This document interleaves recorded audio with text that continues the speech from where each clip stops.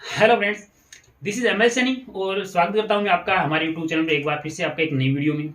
जैसा कि आपने थंबनेल देख लिया होगा कि आज अपन इस वीडियो में क्या चर्चा करने वाले हैं। जी हाँ, जिस वैकेंसी का स्टूडेंट्स को वर्षों से इंतजार था, जो न सिर्फ बेरोजगार अभ्यर्थी बल्कि जो एम्स, पीजीआई, जिपमर बड़े बड़े सेंट्रल इंस्टीट्यूट्स में जॉब कर रहे हैं नर्सिंग ऑफिसर, वो भी एसआईसी वैकेंसी का तो वर्षों से इंतजार कर रहे हैं। जो 2019 में लास्ट रिक्रूटमेंट हुआ था, 2024 में आया, लगभग 5 साल के इंतजार के बाद में आपके सामने है। जो ईएसआईसी का डिटेल एडवर्टाइजमेंट भी कल परसों 7 मार्च को आने का है कि डिटेल एडवर्टाइजमेंट आ जाएगा और फॉर्म भरना स्टार्ट हो जाएंगे। तो ये रिक्रूटमेंट फाइनली आपके सामने आ चुका है।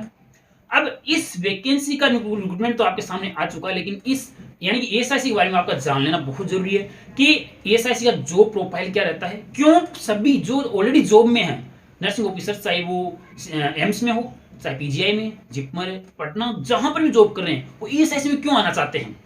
ऐसा क्या है जो एएसआईसी में सभी लोग आना चाहते हैं, और कितनी यहाँ सैलरी मिलती है, क्या यहाँ का जॉब प्रोफाइल है, और क्या ट्रांसफर पॉलिसी है। ऐसा तो नहीं हो कहीं आपको एक जगह डाल दिया एएसआईसी किसी भी हॉस्पिटल में, इंडिया के किसी भी कोने में, उसके बाद में आप वापस अपने होम स्टेट आ ही नहीं पाओ। कंप्लीट चर्चा करेंगे इस वीडियो में, तो वीडियो के लास्ट तक जरूर मेरे चैनल पर नए आए हो तो चैनल सब्सक्राइब करें, लाइक करें, अपने दोस्तों के बीच जरूर शेयर करें। तो दोस्तों, मैं ML Saini, nursing officer ESIC Gujarat. जी हाँ, मैं ईएसआईसी में ही कार्यरत हूँ पिछले 4 साल से, 5 साल से। जो 2019 का रिक्रूटमेंट हुआ तब से ही, उससे पहले मैं जिपमर था 1.5 साल। हालांकि आज मैं पहली बार वीडियो में अनाउंसमेंट कर रहा हूँ इस बात का कि मैं ईएसआईसी में जॉब कर रहा हूँ। पहले मैं जिपमर का ही टैग रखता था। ये मेरा आईडी कार्ड है, आपको शायद क्लियरली दिखाई दे रहा होगा। अभी मैं ईएसआईसी हॉस्पिटल गुजरात में कार्यरत हूँ, और इस वीडियो में मैं आपके साथ शेयर करूंगा कि देखिए ईएसआईसी की जॉब प्रोफाइल कैसी रहती है, क्यों लोग यहाँ पर आना चाहते हैं। सबसे इंपॉर्टेंट थिंग तो देखो, एएसआईसी में क्या है कि सेंट्रल गवर्नमेंट का इंस्टीट्यूट, लेकिन जो इसके हॉस्पिटल्स है वो टर्सरी लेवल के बहुत कम है। इट मीन्स कि एम्स जैसे 2000, 1000, 2000, 2500 बेड जितने बड़े हॉस्पिटल्स नहीं हैं। ईएसआईसी के छोटे हॉस्पिटल्स हैं, यानी कि प्राइमरी और सेकेंडरी लेवल के। टर्सरी लेवल के मुश्किल से एक स्टेट में एक हॉस्पिटल मिलेगा। अब एएसआई की बात करने से पहले एक बार थोड़ा सा अपन बैक चल जाते हैं। जैसे एएसआई एक्ट आया 1948 में, उसके तहत जैसे मजदूरों की संख्या बढ़ी, फैक्ट्रियां बढ़ी, औद्योगिकरण हुआ, उसके बाद में उन मजदूरों के वेलफेयर के लिए जो फैक्ट्रीज में काम करते हैं उनके लिए एएसआईसी एक्ट आया। उस एक्ट के अंडर ही है जो हॉस्पिटल स्टेबलाइज्ड होने लगे ऑल इंडिया में। उन्हीं ईएसआईसी हॉस्पिटल में आपकी पोस्टिंग होगी, और ये मानकर चले कि आपकी पोस्टिंग होगी कहां पर, फैक्ट्री वाले इलाके में, इंडस्ट्रियल इलाके में। सबसे बड़ा डिमेरिट जो मैंने महसूस किया है, मैं यहाँ गुजरात में वापी टाउन में हूँ, सबसे ज्यादा बहुत ज्यादा पोल्यूशन रहता है। बस ये डिमेरिट है एएसआईसी हॉस्पिटल की, क्योंकि मोस्ट ऑफ 90% हॉस्पिटल वहीं पर स्टेबलाइज होगा उसका बिल्डिंग जो नियर बाई फैक्ट्री होगा। वो अपने वेलफेयर के लिए है या नहीं है, लेकिन वो इम्प्लॉइज जो इंश्योर्ड पर्सन होते हैं जो फैक्ट्रीज में काम करते हैं, उनके वेलफेयर के लिए एएसआई हॉस्पिटल्स होते हैं। तो जितने भी हॉस्पिटल है वो मोस्ट ऑफ इंडस्ट्रियल इलाके में होंगे, जहां पर पोल्यूशन बहुत ज्यादा होगा। हमारे यहाँ पर बहुत ज्यादा पोल्यूशन है, यूं मानकर चलिए ऐसे स्मेल आती रहती है, बाहर जाना ही बहुत मुश्किल होता है, मास्क बिना हम बाहर निकलते नहीं। यहाँ पर दिल्ली जैसी सिटी में पोल्यूशन है, लेकिन मुझे यूं लगता है कि दिल्ली से बहुत ज्यादा यहाँ पोल्यूशन है। और अगर आप इंटरनेट पर सर्च भी करोगे तो अंकलेश्वर, वापी, ये गुजरात के ऐसे टाउन है जिनमें हाईली पोल्यूटेड आइडेंटिफाइड किया गया है यहाँ पर, और हमेशा ऐसा ही रहता है।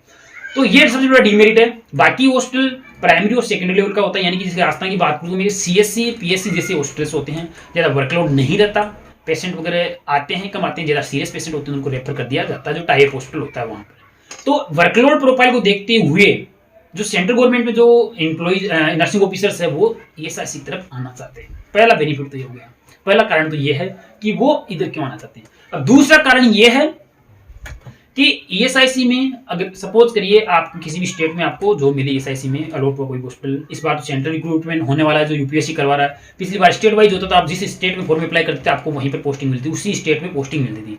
लेकिन इस बार यूपीएससी करवा रहा है, तो क्या पता आपको बाद में चॉइस भरवाई जाएगी या नहीं भरवाई जाएगी, मेरिट के अनुसार ही, उनके हिसाब से, हेडक्वार्टर के हिसाब से आपको कहीं पर भी डाला जा सकता है। तो ईएसआईसी में ट्रांसफर पॉलिसी है। आप सपोज को फर्स्ट इनिशियल पोस्टिंग, आपकी फर्स्ट पोस्टिंग ज्वाइनिंग सपोज को किसी भी स्टेट में हुई, आपके होम टाउन से दूर, होम स्टेट से दूर, तो इसमें पॉसिबिलिटी रहती है कि इन फ्यूचर 2-5 साल बाद में आप अपने होम स्टेट में, या हो सकता है आपके होम डिस्ट्रिक्ट में भी आपका जो ट्रांसफर हो सकता है, वहां पर भी आपको जॉब करने का अवसर मिल सकता है। 2 बेनिफिट ये हो गए मोटे तौर पर कि सभी सेंट्रल गवर्नमेंट के एम्प्लॉय यहाँ क्यों आना चाहते हैं। एम्स में अभी तक ट्रांसफर पॉलिसी नहीं है। सपोज करो कोई भी राजस्थान का कैंडिडेट है, जयपुर का कैंडिडेट है, वो भुवनेश्वर उसने ज्वाइन कर लिया, भुवनेश्वर एम्स में, तो उसके पास ये पॉसिबिलिटी नहीं है कि वो ट्रांसफर लेकर राजस्थान आ जाए फिलहाल तो। लेकिन ईएसआईसी में ऐसा है कि वो ट्रांसफर लेकर इसमें यहाँ से वहाँ, या अपने दूसरे स्टेट से अपने होम स्टेट या होम डिस्ट्रिक्ट में ट्रांसफर हो सकता है। तो ये मोटे तौर पर है जो दो रीजन है जो सेंट्रल गवर्नमेंट के जो एम्प्लॉइज है, नर्सिंग ऑफिसर्स है जो एम्स में हुए, पीजीआई जिपमर में, ऐसे इंस्टीट्यूट में जहां पर ट्रांसफर पॉलिसी नहीं है वो आना चाहते हैं। जैसे आरआरबी में ट्रांसफर पॉलिसी है तो रेलवे की भी अच्छी जॉब मानते हैं, इसलिए मानते हैं वहां ट्रांसफर पॉलिसी है तो चलो देर सवेरे ट्रांसफर होगा, लेकिन 2 साल बाद 5 साल बाद में अपने समाज, सोसाइटी, फैमिली, घर परिवार साथ रहने का मौका मिलेगा। इसलिए सभी लोग है जो एसआईसी में आने चाहते हैं। अब यहाँ की बात करूं मैं सैलरी की। देखिए सैलरी एसआईसी में लगभग सेम ही है जो एम्स में आपकी सैलरी है। जैसे मानकर चलिए एम्स में भी वो डिपेंड करता है कि एक्स वाई जेड जो 3 कैटेगरी में सिटीज डिवाइड है, एचआरए के ऊपर डिपेंड करता है। आपकी दिल्ली एम्स की, अहमदाबाद की, बॉम्बे की, चेन्नई की, हैदराबाद की 5-7 सिटी जो मेट्रोपोलिटन सिटीज है इनका एचआरए ज्यादा रहता है, यहाँ पर सैलरी ज्यादा रहती है। अब सपोज वो दिल्ली एम्स में जॉब कर रहा है, उसका एसआईसी में सिलेक्शन हो गया और उसको पोस्टिंग मिल गई गुजरात रीजन में अहमदाबाद, तो उसकी सेम सैलरी रहेगी। लेकिन उसको अगर गुजरात में अहमदाबाद ना मिलकर वापी दे दिया, अंकलेश्वर दे दिया, तो उसकी सैलरी में कम से कम 15,000 का फर्क आ जाएगा, 15,000 कम हो जाएगी, क्योंकि यहाँ एचआरए कम रहता है। सिटीज है जो मेट्रोपोलिटन सिटीज नहीं है, वो जेड श्रेणी की शायद जैसे कुछ सिटी है ना, तो 9% एचआरए यहाँ का। तो ये सैलरी का इतना डिफरेंट है, बाकी लगभग सेम सैलरी है सेंट्रल गवर्नमेंट एम्प्लॉय के सम्मान यहाँ की भी है ना।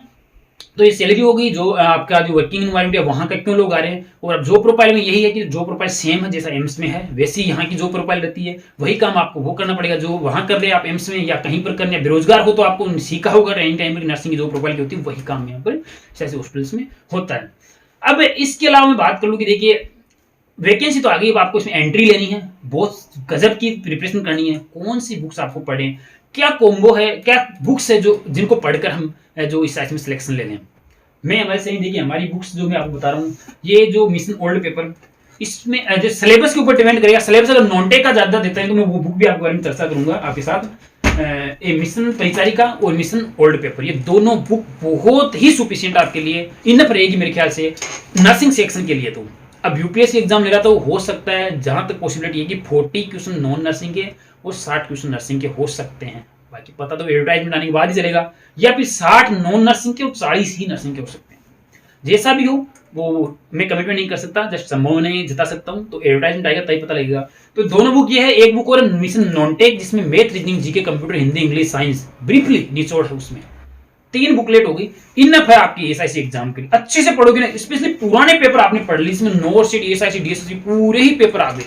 ये लगभग 17,000 क्वेश्चन है, इसमें 135 से ज्यादा पेपर है, 2024 का लेटेस्ट रीप्रिंट एडिशन है, अपडेटेड है, जो भी कुछ एरर थे वो निकाले हुए हैं, और कुछ पेपर जो नोट शीट 5 के प्रीलिम्स और मेंस और सीआरई एसएनओ एम्स का जो पेपर था वो भी हमने पीछे की बाजू में चिपका दिए।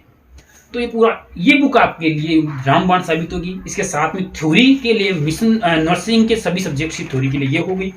3 एक मिशन नॉन-टेक जो आप स्क्रीन पर दिखाई दे रही है, तीनों बुकलेट आपके एग्जाम के लिए सफिशिएंट है। इसके अलावा आप रेगुलर प्रैक्टिस करना बहुत जरूरी हो जाता है कि डेली में टेस्ट दूं और टेस्ट से मेरा स्कोर अच्छा मैं स्ट्रॉन्ग करूं और मेरी प्रिपरेशन का भी इवैल्यूएशन होता रहे और मेरी नेगेटिव मार्किंग भी कंट्रोल होती रहे। तो उसके लिए आप हमारी वेबसाइट विजिट करो missionai.nursing.com और वहां पर आपको ईएसआईसी एग्जाम के लिए टेस्ट बनाए हुए मिलेंगे, एक सेक्शन। तो वो टेस्ट आप दोगे तो आपको एक एग्जाम रियल एग्जाम होता है बेसिकली आएगी, उनसे भी आप जो अपनी प्रिपरेशन का इवैल्यूएशन कर सकते। ये था आपके सामने ईएसआईसी में नर्सिंग ऑफिसर बनने का सुनहरा मौका है, सुनहरा अवसर है। 4-5 साल बाद में आपके सामने रिक्रूटमेंट आया है और लाखों व्यक्ति है जो इसका वेट कर रहे थे। कंपटीशन भी अच्छा होने वाला है, यूपीएससी एग्जाम लेगा, आपको प्रिपरेशन भी उस हिसाब से ही 10-12 घंटे पर डे करनी पड़ेगी, कंसिस्टेंसी के साथ में, डिसिप्लिन के साथ में, मोटिवेशन के साथ में, और अपने आप पर विश्वास रखते हुए स्टडी करें। काफी समय है, जुलाई में एग्जाम होने की संभावना जताई जा रही है, यानी कि अभी मार्च, अप्रैल, मई, जून 4 महीने का आपके पास समय बहुत होता है। इस समय में तो आप यूं मानकर चलिए जीरो टू हीरो बन सकते हो।